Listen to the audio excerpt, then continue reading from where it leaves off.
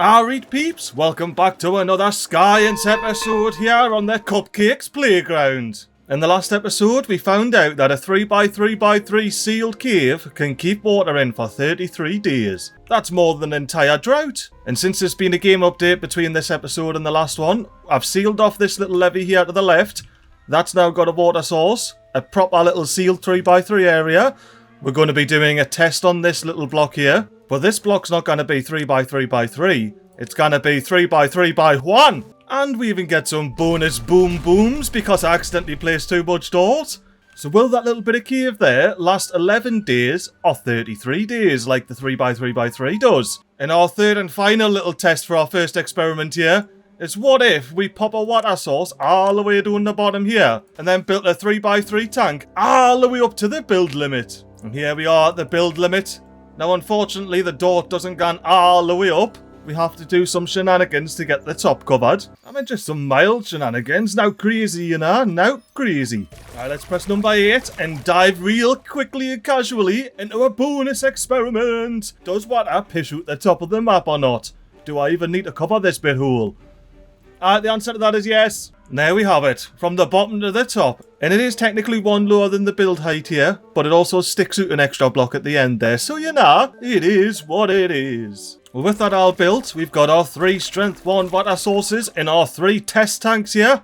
I think it's about time to get into a whole new cycle so we can let these water sources fill up and build some pressure. And would you look at that? Not even into the night time of day 2, and we've got full pressure from floor to ceiling on this bad lad right here. And no leaks, because all the braziers are still burning.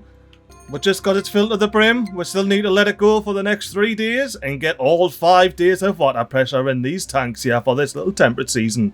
Now here we are, we're approaching the new drought. As soon as this changes and says drought here, I'm going to pause the game, go into 10 times water simulation. So that means that every one in-game day that passes now is 10 days worth of water evaporation and water physics in general. Now let's speed 3 our way through our first day here. See if we lose any pressure in the one high tank. And as well, we'll have to see how we do with the pressure on the big owl tank. That's probably the one that's going to dip first, to be fair. I've set my working hours to 12, so exactly halfway through a day. So this is 5 days worth of drought here. Do we still have any pressure up in here? We do! We've still got pressure. 5 days in on a full floor-to-ceiling tank. Now let's speed 3 our way to where the nighttime changes. Oh, we just lost pressure there. We just lost pressure after 5 days on our floor-to-ceiling tank here. So 3x3 from the bottom to the top gets you a smidge over 5 days.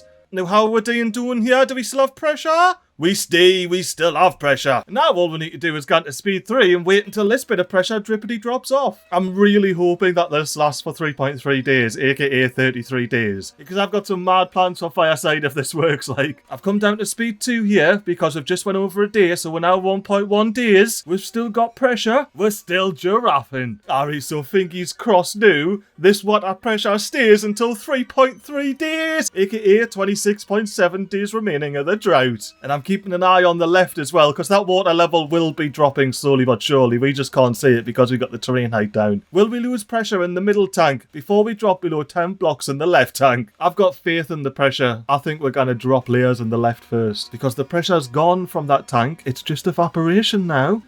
Alright, I've paused it with exactly 30 days worth of drought water in here. Let's do a little checkup, see how we'll clock it along. Our big tank, if we dip our level down, ooh! I heavily misjudged this big old water storage tank here. We've just survived a whole drought and lost like 2 blocks of water in here. So you could spend a day and a half filling this from floor to ceiling, because that's all it took without pressure. And then you can store water for conceivably God knows how many droughts. We're definitely going to have to suss out how long this column lasts. And I'm going to turn this water source's strength down to 0 to ensure that we don't add any more water to this little test here. Well, I've already got one unexpected little result happening this episode, and we're not even into the proper bit of this episode. This is just the first little testy test. It looks like the water physics haven't changed substantially because we still have a full bit of pressure on our 3x3x3 here. Well, let's go up to speed 2. Gone down to 27.6 days, aka 33 days into a drought. Or whenever the pressure drops, whichever comes first. Now at 26.6, that is a full 33 days worth of droughtage. We've still got pressure in our 3x1. What about our 3x3? The pressure's dropped here. And by the looks of it, it would have dropped during day 33, which is as expected from last episode. Why, I suppose the only thing to do now is run speed 3 until we lose some pressure in the middle tank. So 26.4, we could even say 26.5 days. That would be 45 to 46 days of drought resistance from a 1 high 3x3, yes! Oh, that is brilliant! That is brilliant! Now, purely for science, how long does this 1 high bit of blockage last here? It's a full 10 days. So even when it's ran out, you've still got 10 days of irrigation. That is mint. Well, let's get up in here. And don't worry, we're not going to do a big speedy up into this draining. We're going to remember to come back and check on it later. Once I quickly speed 3 my way down to 25 days so I can see we've done 50 days of drought in this tank. There I am, right in the little notch there. 25 days. It's been a full 50 days of this tank here. And there's still so much left. But like I was saying earlier, we've got 0 strength on that water source. So when we jump into the next temperate season, we're still counting drought days for this big old tank here. And judging by this tank here, I kind of feel like I might not have went hard enough on our next bit of experimentation. But even if I hadn't went hard enough, I've still went pretty bloody hard on our next set of experiments here. We've got 3 big old tanks, a 10x10 holding 30 bits of water. We've got a 20x20 holding 60 bits of water. And we've got a 30x40 holding 90 bits of water. Because if you remember, the terrain only goes up to a certain height, and that height is bloody 20. Plus it allowed me to build this beautiful situation decoration on top here. If we delve inside of these tanks, we can see they are fully hollow. Well, apart from the supporting structures, of course. And we're missing 1 bit of levee floor in the corner of each. For 1 tidy source there. Because this episode's all about how far we can push 1 water source. And the reason I've got all the levees knocking about on the outside and on the floor there is so I can come in, get a nice tidy little angle, you know, something like this I reckon might be nice, and remove the terrain models. So now we can see inside of each tank and how they fill up without having the sky flash away at us. Now I am going to reset the water simulation speed here. I've double clicked it, triple clicked it, we're definitely on speed 1. And without further ado, let's press the number 8, Control H, and see how much these tanks fill up over a 5-day temperate season. I'm buzzing for this speedy up bit, like, I hope it looks proper wicked. And I'm also thinking this is going to find the limits of 1 water source, but we'll be able to see precisely how much it fills up thanks to our little stream gauges on here. There we are, right in the notch. We've got a 30-day drought ahead of us. I'm going to turn the water simulation back up to 10 times speed here. I've noted the 5 days worth of drought that our 3x3 big sky to ceiling tank got, and I don't believe we filled any of these up here. Let's turn the terrain back on. We can see we got some tidy irrigation on our big 30 tank, but is it pressurized? It is! Ooh, well, I'll be keen to see how long the pressure stays in a 10x10 tank like. And yeah, now if we move on to our 20x20 tank, we can see there was no need of me building this big 30x30 tank here. If we take a look at our stream gauges, we can see we didn't even make it a 3. Didn't get us wrong for 1 water source. That's a canny bit of sloping, you know. Then on our big 6 tank here for science, how deep did we get it? 0.64. Well, without further ado, let us jump in to how long this pressure lasts in the 10x10 tank here. Remembering we're at 10 times speed, so every 1 day is 10 days, every 0.1 days is 1 day. 29.1, we could even see I was a bit slow on pausing there and go to 29.2. That's still 8 to 9 days of tank pressure on a 10x10 tank. You now have 10x10 bits of water to knock about with. I'm even going to pop some terrain down here so you can see how lovely and green it is. Damn it, I ruined the whole science experiment! Well, it's a good thing these tanks are purely just to find the limits and how much water 1 source will put out and fill. I've just finished setting up my next experiment, so let's send this timer down to 25 days and see where we're at with this little 3x3 floor to ceiling tank here. There, we're stopped in the little notch again, and how we're doing our here? We've still got more than half of it left, I'm pretty confident. We're not even out the levee bit yet. We've still got all of this to go. And our big 30 tank lost its irrigation, but it's still got loads of water in it though, didn't you worry about that? It went from being 10 height to 7.5, so it lost 2.5 blocks there. And if we say we lose 2.5 blocks, that means this tank's empty, and this tank's certainly empty. I'm resetting the water simulation here before I press 8 to go on to the next bit of cycle. But now we're in the next cycle, why didn't we resume the game?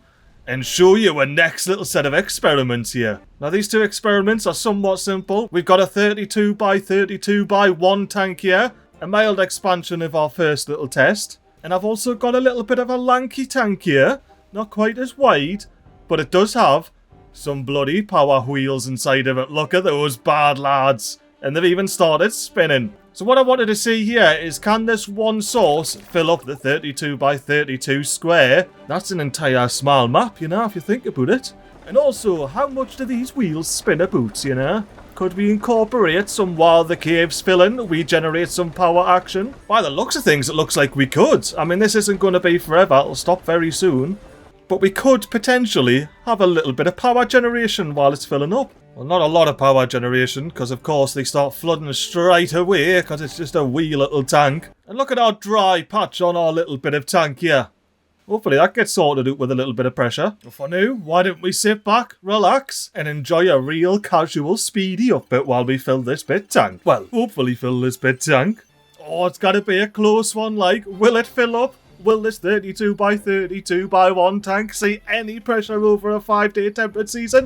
That would be a nay. But while we've got the needle in there, we should whip up the old water simulation speed times 10. And we can commence the maddest speedy up angle this testy test series has seen so far. We can see in this one angle 1, 2, 3, 4, 5 and 6 tanks in this one view. And we'll be to see how they all stack up against each other. And then once they start drying out, we're gonna switch the angle and see just how long this bad lad takes to dry up. I tell you what, like, while this is draining down, this little 3x3 by all the way from the floor to the ceiling has properly astonished me, like. We're well over 100 days of irrigation of 5 days of temperate season here. And we're also well over 100 days without any pressure as well. So see, you get the worst temperate season in hard mode. You've only got 5 days to get as much water as possible. You sacrifice one water source for 2 days. You've got over 100 days worth of irrigation. If you release it out this tank and start slurping it and that, it'll be a totally different situation. But if you want to ensure you've got food growing for your beavers, 100 plus days for 2 days worth of water source, and then you've still got 3 days to fill up another one of these tanks somewhere else in the map, or just generally slurp it up. This is absolutely mental here.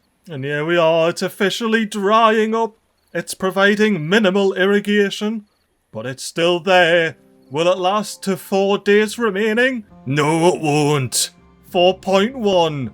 So that's 259 days from this drought. So adding all of this together, this one little 3x3 by floor to ceiling tank here got us 369 days of irrigation. And bearing in mind, at least 300 of those days were with zero water pressure whatsoever, just the evaporation from the sealed tank. I could see irrigation towers being a bloody handy thing around maps like. And if you want to do bigger irrigation tanks, you just need more sources. But this episode isn't about loads and loads of sources, it's about how much we can do with one source. Which is why we're saving this game, booting ourselves back to the main menu, and loading into our layer cake here. The untested edition. And welcome to the Cupcakes Playground Layer Cake edition here. The naming will become apparent soon enough.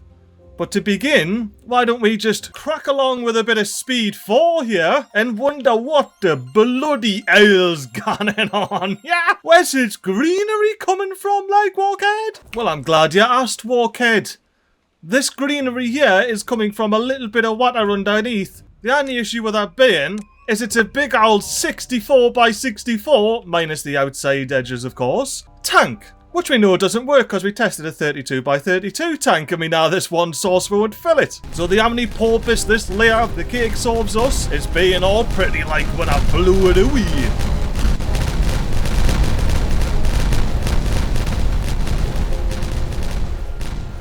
Oh, and we didn't need you anymore, pal. You can be replaced with a tidy little terrain block. Now let's reset the water simulation, get rid of this top water. Dip our way down the layers to unveil the next plan. You see, I had a feeling that I might not be able to fill a 64 by 64 map with water in 5 days from one lonely source. So I created this set of canals here. The water should squeeze its way through all the little nooks and crannies, filling all the little bits and bobs, and hopefully still leave enough time to pressurise everything. Well, there's the water meeting up. Are we irrigated? Almost. But we're not at the top yet. Once we get to the top, I'm hoping that we start irrigating this a wee bit. And it has only been 1 day as well, so we have a couple of days worth of filling to be done. And honestly, I reckon this will actually get filled and get some pressure in it. And it looks like we didn't build any pressure, which is unfortunate. Because what type of irrigation system doesn't even irrigate and has no pressure in it? I think it's time to whip out some double dynamites all the way where this dodgy irrigation is. Kablamo! I love me some TNT action like. But yeah, now let me quickly make this bit of irrigation a tad bit more efficient. Now behold, the master efficient 64x64 one source greenery irrigation project. May need to slimline the project name like. I've went mental with it. It is super efficient. Maybe not as efficient as it absolutely could be. But look at the land versus channel there. Let's press number 8 and watch this wee 1 strength source try and fill and irrigate this entire 64x64 map here. In 5 days, of course. So you can see it filling up all the little channels and whatnot. The question is, will it reach pressure before 5 days is up? And you can see it didn't even take a day to fill up all the channels. Or at least half fill them up. Let's speed it up and see if we get all the way up to the tippity top. Tell you what, I'm really hoping we do, because this is kind of the whole point of the episode. This is the whole reason I did this episode, is so I can irrigate a 64x64 map with 1 water source. When we reach the limit of the height, at least here, it's still going to take a little while for it to propagate round. You'll be able to see it if I'm quick. There you see, we're starting to pressurise up and doing all these little forks and whatnot. And what's that doing to our irrigation status up the top? We go from spotty irrigation to spotty irrigation. Now I swear I had this sorted. Oh, there it goes, there it goes. I was like, I'm pretty sure this should flood. I spent a lot of time over the past couple of days checking how wide these need to be. Because 1 block of water will irrigate 6 either side, but not fully green the ground. As you can see, we're not fully greening the ground here. But there should be nice, chill, growable green ground. And with our 30-day drought begun, there's no more water getting in our pressurised irrigation system here. This is some proper Minecraft level sheet, this like. Now to prove I'm not playing any tricks and that these bits of questionable ground here can grow crops, and also to see how useful our irrigation is, we're gonna be eggplanting it up. And there we have our eggplant farm. With a little bit of canola in the middle, you know, you gotta break it up somehow. But the question now is, with our 64x64 bit of land irrigated, how long does this actually last? And I think we're best off at the top, because it should dry up in multiple stages. But I think this is a perfect little speedy up angle to see just how useful this 1 source irrigating the whole 64x64 map is. Can even grow an aubergine, you know? Ah, there it is. There's a reason I didn't go to 10 times water speed. I had a feeling. I had a feeling 10 times water speed would have spotted it out straight away. So there you go. Today we learned that you can be a tad too ambitious when it comes to how much 1 bit of water source can irrigate. If you want to irrigate 1 day's worth of drought, then by all means, dig a whole mega canal under your 64x64 map. But if you want to do something actually useful with your 1 source, you can start by blowing up this dodgy layer of your cake in an almost satisfactory manner. I love how uneven that was, even though it was a perfect 64x64 square. Oh, there's no need for this water source anymore, because we're officially down to a useful layer of the cake here. This layer is where we generate all the power you could ever want. All from this one power water source here. Now, unless I'm mistaken, which I've never ever been mistaken in my life, if I blow up this block here, we should have a little bit of power action on the crack. Look at that. Absolutely perfect. First time, every time. And we see with these vertical power shafts here, we can see exactly how much power we get from those water wheels down there. And let's just say I plan to fill all of this up here, pressurize it and irrigate this land on top. That's not happening, is it? Therefore, I think it's best that we blow a hole for water to run out of. So let's dissipate the energy in our gravity batteries here. I definitely was hoping it was going to do them all at the same time, like. But this gives us a potential 250,000. Ah, we upgraded this slightly, so we've got 20 of them, because that gives us 1 million horsepower to potentially produce and store. Now why didn't we real casually press the number 8? Dip down our levels here so we can get into the layer cake good and proper. Watch our water source ramp up from 0 to 1. And because we've only got one water source with 1 flow strength, I'm happy with there only being 1 hole for it to run out of. Because for those that didn't know, water can only flow off the side of an edge at 2.2. But like I said, we've only got 1 source, that's 1 power, so that's fine with me. Alright, here's the water. Will it start spinning these big old wheels? Oh, it started spinning them, look at that! 40 odd horsepower. But I reckon we're gonna get some crazy numbers once all of these start spinning like. Let's speed the game up a bit. Watch the water schneck its way through, producing all the power you could ever want. And even now, with barely any of these water wheels running here, we are generating power. I love how the water wheels are spinning in different directions on each row as well. You got the lefts and the rights and the lefts and the rights. Count that to whichever way the water's flowing underneath it there. Alright, so with not even half of this on, how much power are we generating here? 8,000 power! 8,000! These things are going to be shooting up, aren't they? Look at them gone! I thought 1 million horsepower was going to be more than enough, like, not going to lie. I guess the only thing we can do now is turn the terrain off. And find a canny little angle to see if we can even make out of the wheels start spinning before the drought kicks in. And as well, see how high the battery's gone. Absolutely no way. Have you seen this? We're not even through a 5-day temperate season. And our batteries are full as a gun. Look at that. Absolutely full as a gun. And we haven't started spinning all the wheels yet either. The water's not even there. Let's turn the terrain back on so we can actually click things down in here. So look at that, we're making 130 odd horsepower on the first row. We're making 120 on the third. 100 on the 6th. By the time you get run to them just start spinning, they're still, look at that, making 40 horsepower and it's barely moving. So if you've got a 5-day temperate season, you actually cannot make all of these spin. It is physically impossible. At least with one per water source it is. But you can very easily store up 1 million powers. And that's not the bloody scratch about. And look at our power supply, man. 13 and a bit thousand water. And that'll still keep going because the water's not out the map yet. It'll take a little while to actually calm down. Oh, is this the water? No, it's just the highlighted power system. Well, aye, so as I was saying, if you want to be useful with your 1 water source, just build loads and loads of large water wheels underneath and never ever fully utilise them. There's a clear need for more power experimentation, isn't there, for me? And for yous if yous choose to come back for the next episode of Testy Testing, where we're gonna be squeezing every ounce of power from a bad water source. Good water for irrigation, bad water for power. Providing you discount the very successful experiment we just done. But in terms of this episode, I learned a bloody fair whack when it comes to that big 3x3 floor to ceiling number. And if you want to see me implement some of the irrigation strategies that we've learned over these past 2 episodes, tune into Fireside, because I have got some spicy little ideas. But anyway, I've been here for far too long. Bye bye.